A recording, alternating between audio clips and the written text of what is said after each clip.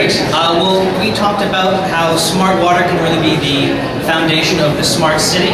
So what we did was we started talking about what are smart cities, looking to define them, trying to understand the key components to smart cities. We looked at some of the interconnections between smart cities and their different services, how you're going to be looking at elevating the benefits for not just smart water, not just smart energy, but it's really trying to understand that to be a smart city, you've got to look at the interconnections between these different points to get to those added benefits and opportunities. We talked a little bit about the dynamics within smart cities, what are some of the restraints and challenges, which happen to nicely link up to a lot of the challenges we see in smart water, so people could understand quite a bit about what the challenges within smart cities are. So we then talked about really positioning water as a central platform, looking at the physical footprint of water networks across cities and smart cities, and how they can be logical connecting points to other services, whether it's transportation and traffic and alerting them to bursts and rerouting areas, whether it's looking to provide data bandwidth for smart citizen and connected services linking into cities. And the recommendation you have for us. And the recommendations is that it's complicated. It's going to be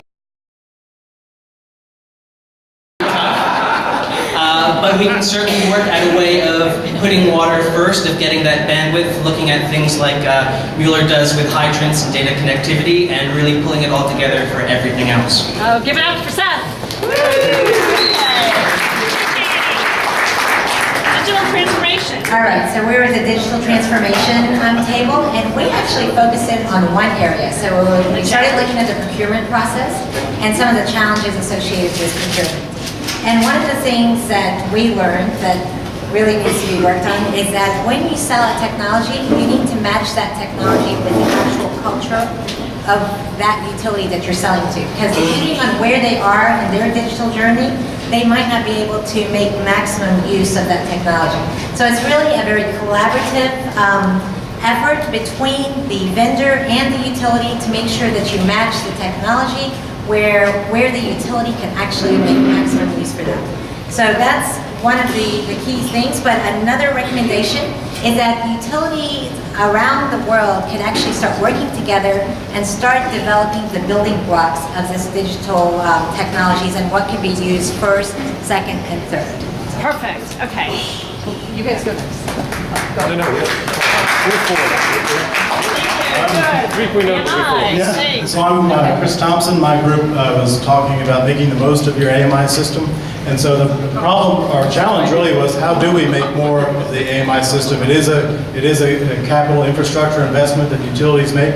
And so the solution would be that we can actually do more with AMI than you would expect. Right now we're doing pressure monitoring, we're doing pressure profiling in systems, so adding that layer to a system's data set.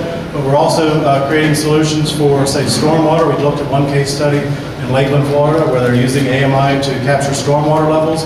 It can be used for wastewater also, wastewater levels and CSO, SSO prevention. So the recommendation would be to challenge your AMI providers, challenge those vendors, challenge your system to do more with the infrastructure that you have. Very good. Great. Great.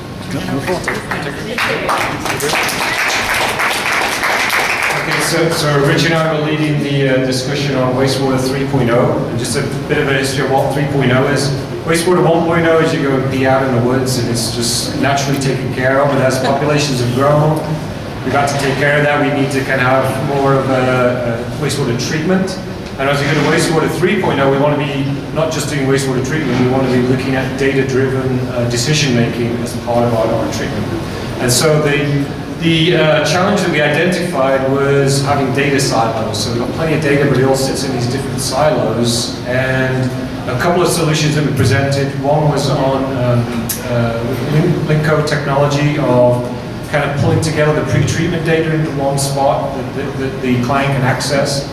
I'm involved with something called Asset 360, which is about pulling lab data, SCADA data, and CMMS data all into one point, along with some GIS and weather data, to allow good decisions to be made. And then the results from that are making better decisions with the information that you've got. The recommendation, the challenge we've still got though is, okay, who owns that data? So we have a bit of a discussion around, should the utilities be the one that own that data and decide how is that communicating more effectively? Thank you. Now we have smart collection. David Reagan, Johnny Hawley here. We had a really spirited group of people. We had one end user customer, City of Cincinnati. They had a great experience, 2 academics, and then the rest of them were type A personalities all trying to make a point. And it was good from the standpoint is, what is a smart collection system? And people wanted to, in effect, predict the future. They wanted to adapt to wet weather conditions. And if possible, tell us what interest rates will be like next year. So there was a broad scope of work in what a smart collection system is. There was some good agreement, and there was also some discussion about what the procurement process wants to look like. And there's definitely a dividing line between the people who want to sell hardware versus sell a service. And that was an unresolved question. Further unresolved question is, how do you actually quantify how many systems you need in a smart collection system? And I'm going to pass this to Joan for First of all, you remember sewers and water mains are out of sight, out of mind. So that is a huge challenge. The other huge challenge is logistically wise, it's over a huge network within your city. It's not one plant that you're dealing with. And we kind of put the challenge together that's also a people thing. And technology can help, and there's all sorts of technology can help, but we need it into the people and scale. And introducing collection system flows in to the downstream end, and that's an important component to remember. We're balancing flow, we're balancing condition assessment, we're balancing operation and maintenance and people. And we know technology can help, it'll be a balance and challenge. Way to go. Sorry. So our table was collaborative watershed planning, and so we defined our challenge as we convened a group of 12 municipalities, 9 wastewater facilities, and 3 counties in the Milwaukee River watershed north of Milwaukee to deal with impending capital improvements that they'll have to make for a total maximum daily load regulation. So we're bringing them together, and we thought that collaboration was the key. But what we're finding in that challenge is that we don't have enough data to help them make some very smart decisions. So one of the recommendations that we got from folks is, and we talked about, was engaging with entrepreneurs and companies that are accelerating and try to get them to come out and hear about their solutions and help them deploy. Making those relationships together, and it's all about strange bedfellows in some ways, getting folks together who might not have previously talked and getting them in the same room. We had a really robust discussion about that and had some really good ideas about some novel funding for what the work that we're doing as well.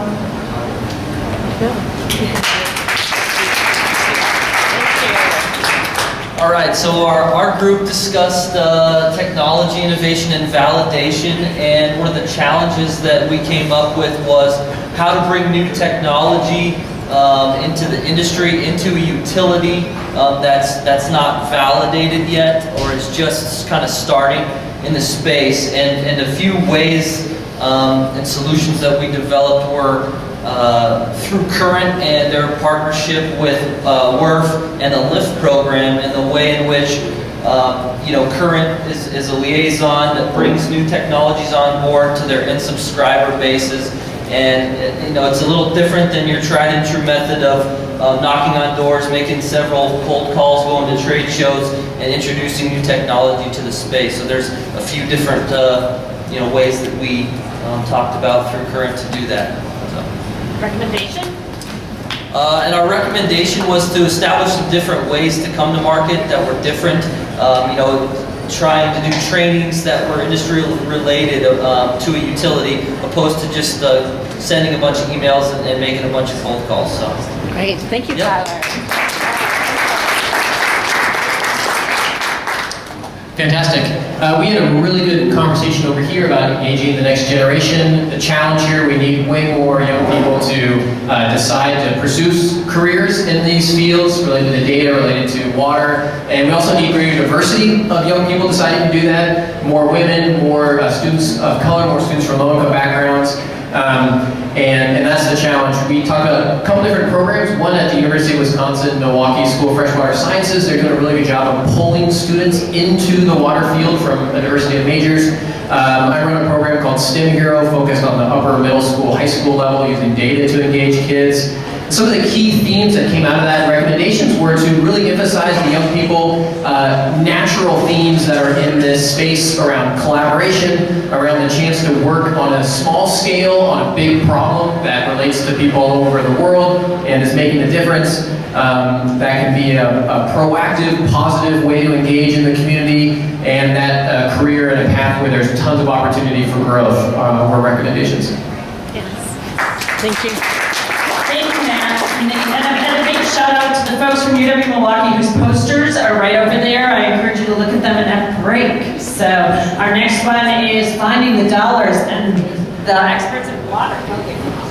Well, yes, finding the dollars in water is what we were dedicated. So the challenge is that capital is required on all fronts, from projects to startups to utilities. They all need lots of capital.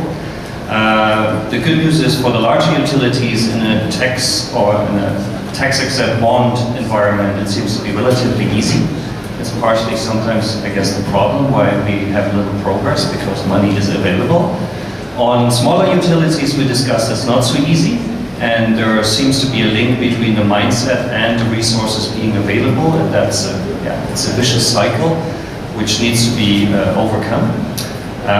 So our solution is that on the smaller utility sides, you need companies with a business model that bring both the capital resources as well as the mindset to the table, brings scale to the table, and hopefully develop things forward on that end. And in terms of the startups and the projects, we actually discovered there seems to be a lot of capital available.